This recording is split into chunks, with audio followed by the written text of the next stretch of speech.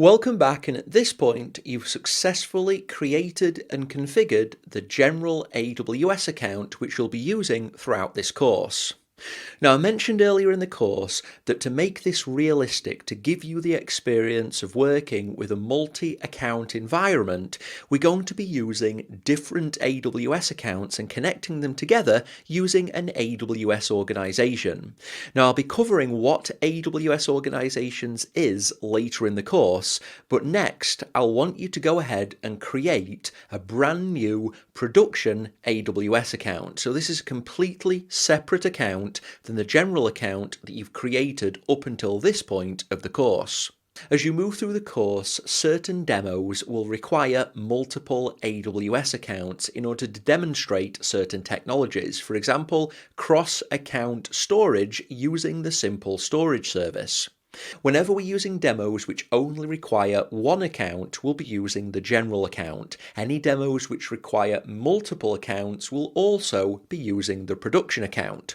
So at this point, I want this to be a do-it-yourself lesson. I want you to go ahead and create the production AWS account with exactly the same configuration as you have done for the general account. Now, creating and configuring the production account will involve a number of steps. First, you'll need to decide on an email address to use for the production AWS account. Now, because this is a brand new account, a completely separate AWS account from the general AWS account, you'll need to use a unique email address. Now, don't forget the Gmail plus trick that I detailed earlier in this section of the course. This will allow you to use the plus sign in an email address, and this will mean that you can generate an infinite number of unique email addresses which all go back to the same Gmail account.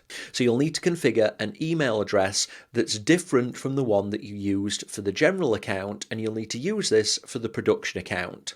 Once you've got that email address configured, then you'll need to go ahead and follow the exact same sign-up process to create the production AWS account.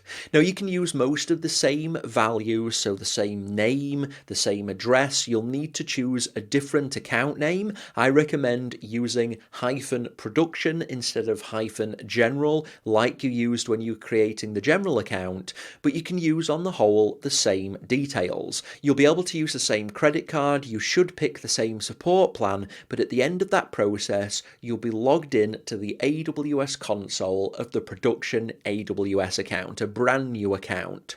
You'll also need to follow the same steps to secure the production AWS account, which means adding multi-factor authentication to the account root user of that production account, and you'll need to log out and log back in to test it. Now, make sure when you're adding MFA to the account root user, you're adding the MFA as a separate code or separate profile within your multi-factor authentication application. So whether you're using Google Authenticator or 1Password or Authy or any of those other tools, make sure that you're adding the MFA for the account root user of the production AWS account as a separate MFA within that application. Don't try to use the same MFA setup that you used for the general AWS account.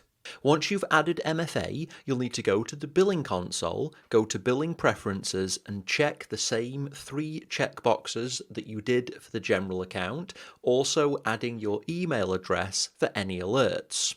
Then you'll need to go to budgets and create a budget, also the same way that you did for the general AWS account. If you've forgotten any of those steps, feel free to re-watch the previous lessons and just adjust the configuration for the production AWS account. You also need to remember to go into the account settings of the production AWS account and enable IAM user and role access to billing.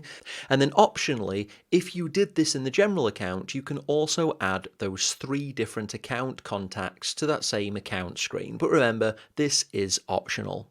Now, I want you to follow all this process yourself without any guidance from me, because I want you to be comfortable setting up a brand new AWS account. I'm super confident that you can do this. You rock. You followed every step of the process from beginning to end for the general account, so you can just do the same thing for the production account. So at this point, go ahead and complete this video and then create and configure the production account, and I look forward to seeing you when you've completed that in the next lesson of the course.